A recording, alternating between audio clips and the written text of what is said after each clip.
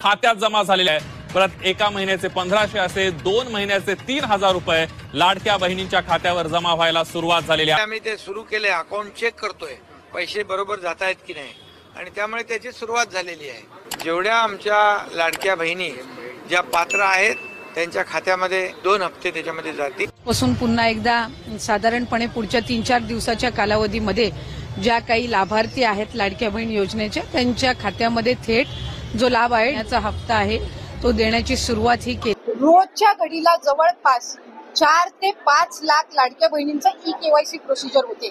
आतापर्यंत जवळपास 1,10,00,000 पेक्षा जास्त महिलांची ई-केवायसी प्रोसिजर झालेली आहे। जवळपास 40 लाख पेक्षा अधिक महिलांची ई-केवायसीची 90% प्रोसिजर झालेली आहे आणि आम्ही 2 महिन्याचा कालावधी दिलेला आहे। म्हणजे ही आता या महिन्याच्या म्हणजे सुरुवातीला चालू झालेली आहे प्रोसिजर, त्यामुळे नोव्हेंबर पर्यंत त्यांना अवधी आहे, म्हणजे आणखीन 1.5 महिना त्यांना अवधी आहे।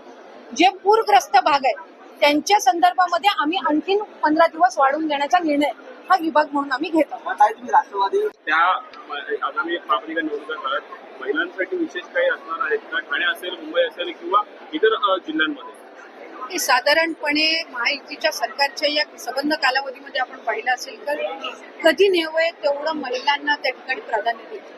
इतर वेळेला 50-51% आरक्षण हे महिलांना स्थानिक स्वराज्य संस्थेमध्ये निश्चितपणाने असतं, पण कुठेही ती महिला मतदार किंवा ती वोट बँक गृहीत न धरता महिला सक्षमीकरणाचं भक्कम पाऊल हे महायुतीच्या सरकारने उचललं। पुढच्या कालावधीमध्ये ही जी सगळी शहरं आहेत तिथं अधिकाधिक महिलांना तिथं उद्योग व्यवसाय कसा देता येईल किंवा त्यांना त्या पद्धतीनं कशी गुंतवणूक करून त्यांना आर्थिक साक्षरता कशी आणता येईल यासाठी आम्ही सरकार म्हणून आणि विभाग म्हणून काम करतो।